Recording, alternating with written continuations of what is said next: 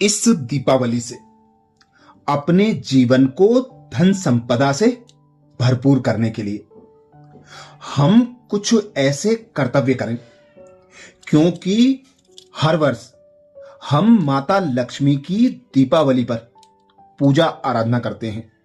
हम उन्हें प्रसन्न करते हैं कि हमारे पास धन की वर्षा हो जाए, पर हम यह कभी नहीं समझते कि मां धन की देवी लक्ष्मी हमसे क्या चाहती है।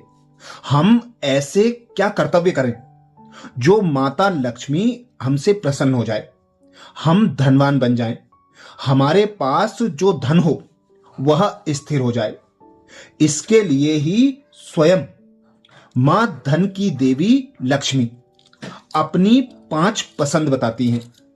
उनकी 5 पसंद के अनुसार यदि हम ऐसे बन जाएं तो हमारे पास धन संपदा और सुख शांति की भरपूरता हो जाएगी।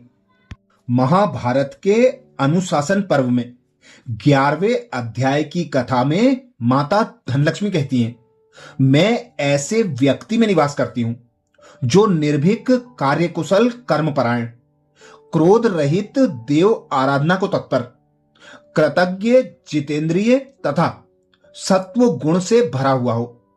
इसके उलट जो अकर्मण्य, नास्तिक, कृतघ्न, दुराचारी, क्रूर, चोर तथा गुरुजनों के दोष देखने वाला हो, उसके घर में मैं कभी निवास नहीं करती। इसका अर्थ यही है कि मां धनलक्ष्मी उन्हीं को प्राप्त होती है जो सत्व भाव से परिपूर्ण होकर निरंतर कर्म करते हैं। कर्म से प्राप्त सफलता अनेक लोगों के सहयोग से मिलती है। जो कर्म के साथ अपनी सफलता में सहयोगियों के प्रति कृतज्ञता से भरे होते हैं, वे ही लक्ष्मी के प्रिय बनते हैं। हाथ पर हाथ धरे बैठे रहना अथवा अपनी असफलता पर दूसरों को दोष देने वालों को धन लक्ष्मी प्राप्त नहीं होती। लक्ष्मी जी को आमंत्रित करने की इच्छा है तो सदैव कर्मरत और सबके प्रति कृतज्ञ रहें, सकारात्मक रहें और दूसरों में दोष ना देखें। माता लक्ष्मी अपनी दूसरी पसंद बताते हुए कहती हैं, सेवा भाव और क्षमाशील व्यक्ति मुझे पसंद है।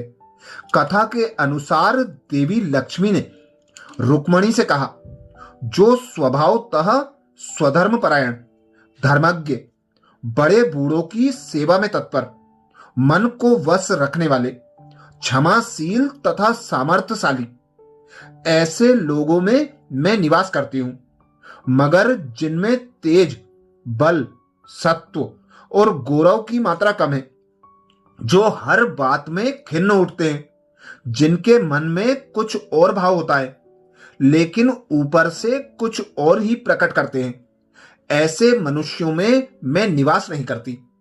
इसका अर्थ यही है कि धन लक्ष्मी कर्म से अवश्य प्राप्त होती है, किंतु टिकती आचरण से है। लक्ष्मीवान होने के लिए मन सहित इंद्रियों को नियंत्रित रखना आवश्यक है।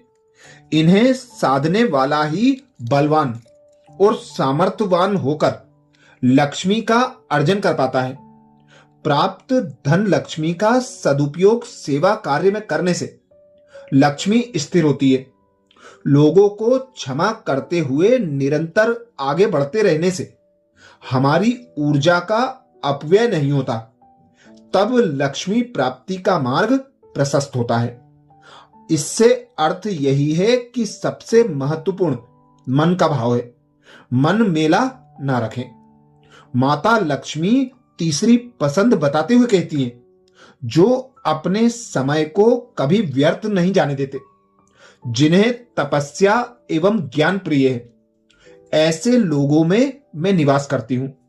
किंतु जिनका मन मूढ़ता से भरा है, ऐसे व्यक्ति में मैं नित्य निवास नहीं करती। इसका आशय यही है, लक्ष्मी उसी के पास आती है जो अपना एक एक क्षण समर्थ करता है, व्यर्थ नहीं गवाता, जिनके जीवन में हर पल का महत्व है और जो नित्य नए उपयोगी तथा उन्नति में सहायक ज्ञान को पाने की तपस्या करता है, जिसका मन लक्ष्य के प्रति अस्पष्टता से भरा हो, लक्ष्मी उसे कभी नहीं मिलती। इसका सार यही है, जिन्हें भी लक्ष्मी का कृपा पात्र बनना हो, उन्हें अपने जीवन के हर एक पल में स्पष्ट होना है तथा समय का सदुपयोग करना है। माता लक्ष्मी चौथी पसंद बताते हुए कहती हैं, जो स्त्रियां सत्यवादिनी, सौम्य, सौभाग्यशालिनी, पतिव्रता, कल्याणमय आचार विचार वाली तथा सदैव वस्त्र आभूषणों से विभूषित रहती हैं, मैं ऐसी स्त्रियों में निवास करती हूं। इसके उलट जो निर्दयी, धैर्यहीन, सदैव सोने वाली हो, उन्हें मैं त्याग देती हूं। इसका आशय यही है, घर परिवार में लक्ष्मी के स्थायी निवास के लिए स्त्रियों की भी पुरुष के समान भूमिका है।